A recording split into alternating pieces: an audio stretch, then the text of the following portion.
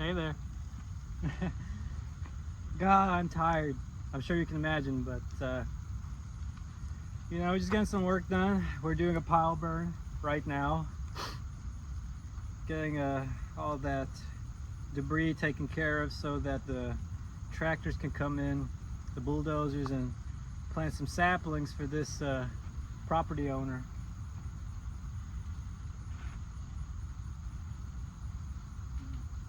It's all an investment in the future. This place had timber on it. They logged it, they left the debris. Once we burn it, all those nutrients are going to fall into the ground. Especially when it rains, it's going to really fall into the ground. And as you know in science class, secondary succession. A lot of plants will be able to grow from this, which is great. Investing in the future, that's what this is. Because in a couple of months, around December, I'm sure, they're going to come in with some bulldozers and plant line after line of pine trees. And it's going to cost a fortune, sure. But in 10 years, those saplings will be mature enough to where you can cut a few of them, thin them. You'll be able to make a lot of money back. Pretty much anything you spent, you made it back. And then 10 years after that, you'll have mature adult trees ready for harvesting.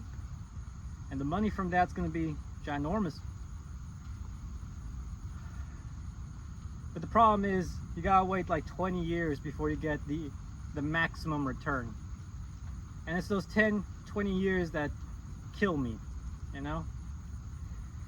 Investing in the future.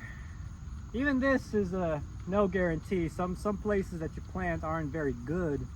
And so a lot of your saplings might die within the first year. Or hell, a drought might come, or a flood. And all that money you poured in is just gone. And that's terrible, it's horrible, it's horrifying. But you try. I'm trying my best to invest in the future right now.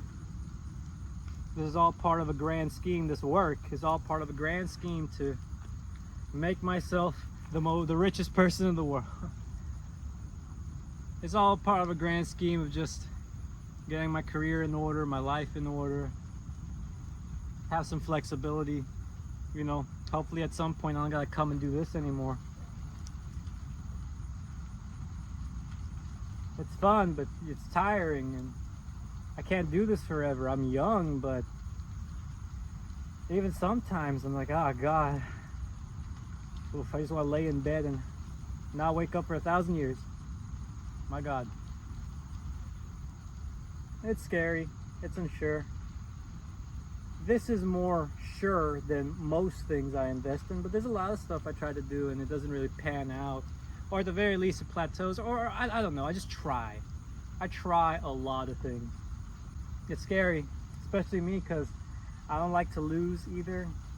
Highly competitive. I'm always benchmarking myself. I'm not comparing myself to others to a crippling degree, but I am setting out these goals for myself, and I am working towards them, hoping I can achieve them. But even then, sometimes, you get in a car accident, someone gets sick, or I don't know, or maybe something good happens. All of a sudden you get so much success, you don't even know what to do with it. You're not prepared for it. So many variables. But I suppose the key to this is consistency, patience. But it's hard. I'm in my early 20s and I want to be at the level that I would be at when I'm in my 30s, And that's if I do it right, because I might turn 30 tomorrow. I might blink and I'm 30 and it's all was for nothing. I don't know. It's paralyzing sometimes. But I know people have it worse. And to be frank, I'm quite lucky. I'm quite fortunate because I can do this kind of work, which is very consistent.